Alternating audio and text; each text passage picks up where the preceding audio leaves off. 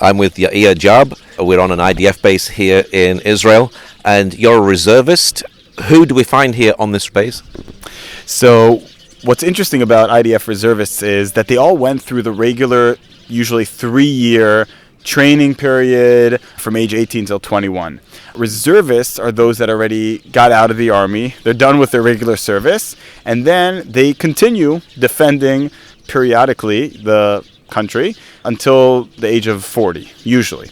And what's interesting is that here, as you can see, we have people from all ages, all backgrounds, ethnicities even. I mean, we have Jewish, we've got Israeli Muslims, Israeli Christians that serve with us, Israeli Druze from different backgrounds, different areas geographically, and also different backgrounds in terms of their status in life. You know, some just got out and they are 22 years old starting college. Some are already 35 with 4 children.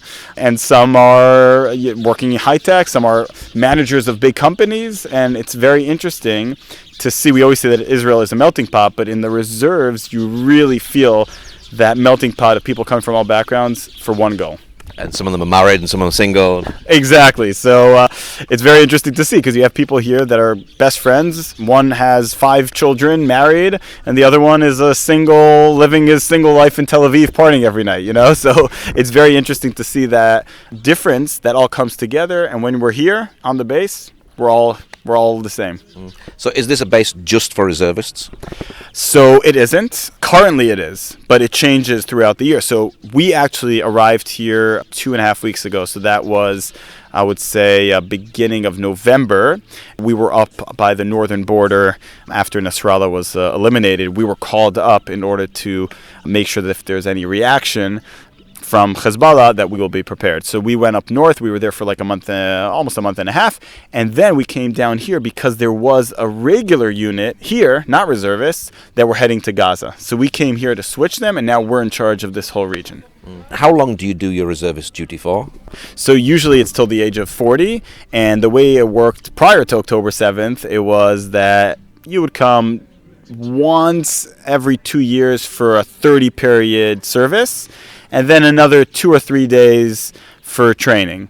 And that's all, you know, and it was usually pretty friendly and fun, and you do barbecues, you get to meet your friends who you haven't seen for a year or whatever.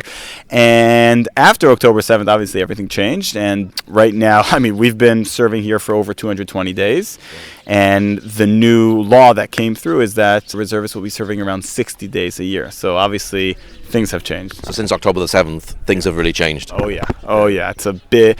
I mean, again, we're still in the war, so it could be once the war finishes, hopefully very soon, things will change again. But for now, we're in war status, and therefore we could be called at any point in time, and we know that. We have to be aware.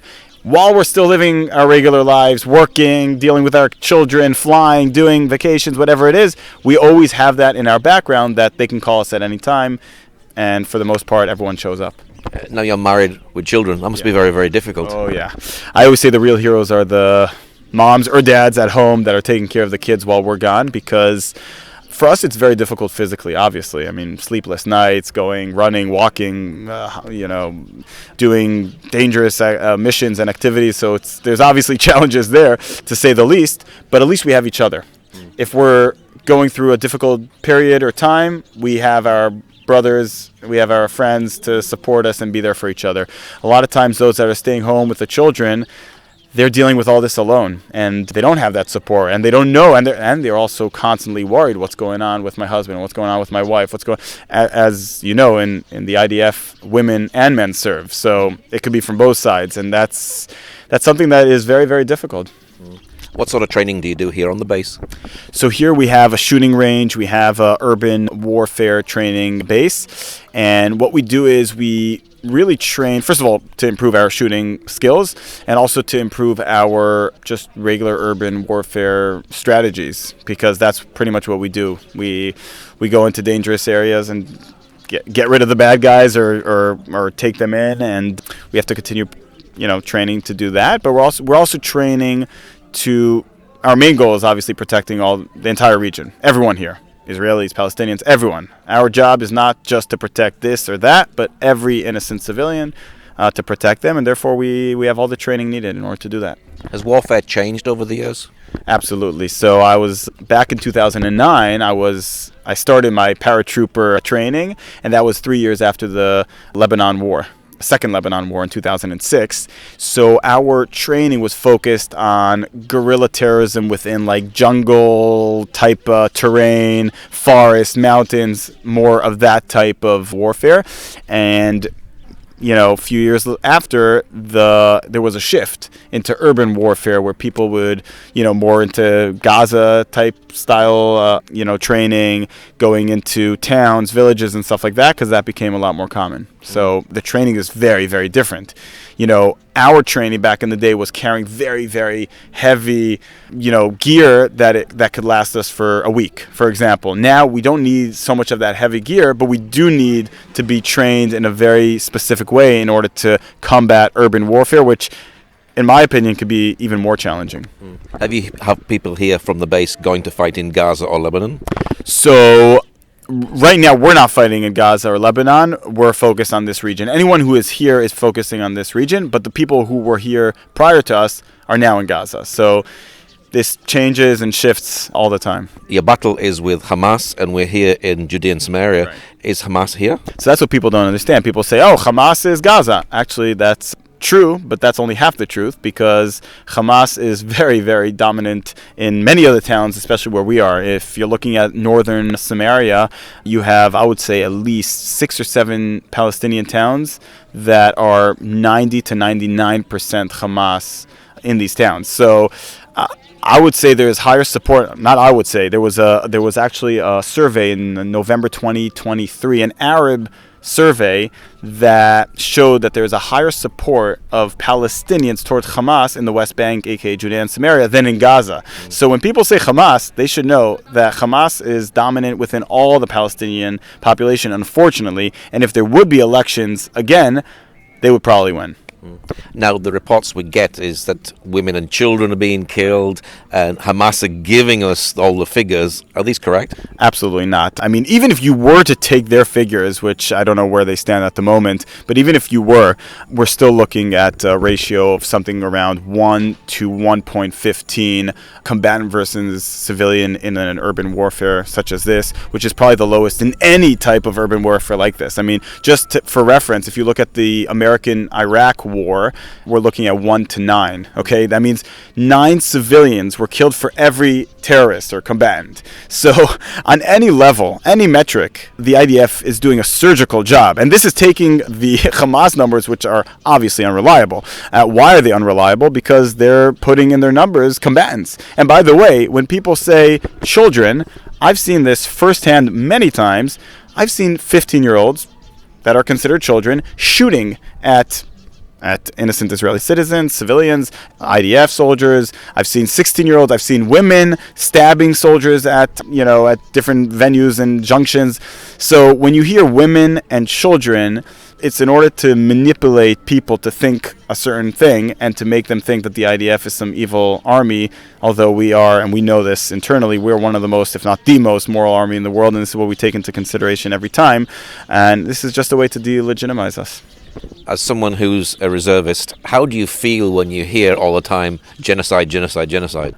It's absolutely ridiculous. Even if you lie a million times, it stays a lie. It's, there's certain things that you could say, okay, it's debatable, let's talk about it. There's nothing that could be further from the truth. We know there was just a study that came out that the Palestinian population in Gaza just grew by 2% or something like that. I mean, if there is a genocide, we must be the worst genociders in the world. I mean, it just doesn't make sense. We all know that this is only a way to delegitimize us. And what's ironic is that the Palestinian leadership in Gaza, which is Hamas, actually wants to commit a genocide. And they're not, by the way, they're not shy of that ambition. I mean, they tried to on October 7th. They were slaughtering any child, baby, woman, man, anyone who came in their way.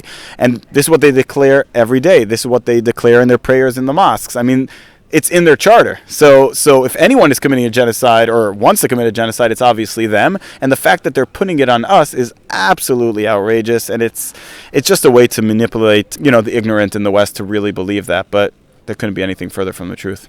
Now you've got a group of Christians who came to visit you today, brought you pizza, and you got some stuff tonight.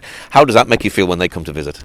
I can't even comprehend in words how incredible that feeling is. I'll tell you why. Because we're here day, night, working, protecting, doing our duty, and it's hard to sometimes look at the macro and see that there's actually a lot of incredible people out there that support us and that are on our side and that realize the truth. But I think it's also important, I say this to anyone, those that are on the right side of history, aka standing with Israel, and also those that aren't or that are just ignorant and are hearing certain things on the media and are making some assumptions in their head. They should all come to Israel, because if they see it with their own eyes, they will see the truth. And I think this should be for you, not for us. I mean, in anything that I do in life, I always want to know what the truth is, and I think that if they want to know, really deep down, they want to know what the truth is, they should come here to Israel.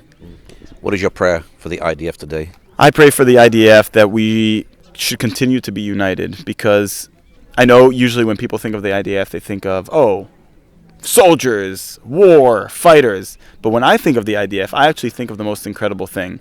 This is the only place where you have everyone from different backgrounds of Israel coming together for the same purpose. Jews, non-Jews, right, left, religious, not religious. Every Israeli comes and serves together and is willing to sacrifice their lives for their other soldiers. So to me, that's the most incredible thing, and I feel like we should all learn from this, and I pray that they should all be safe. They should all continue to be the most moral and incredible army in the world. Does every soldier feel it when a soldier falls? Absolutely. Even if I had never met them in my life, I feel like a part of me has been hurt. We are all one big family, and any soldier, any civilian, any person that falls is a tragedy. I imagine when you've been through this and been through reserve duty, it makes Memorial Day even more special. Oh yeah.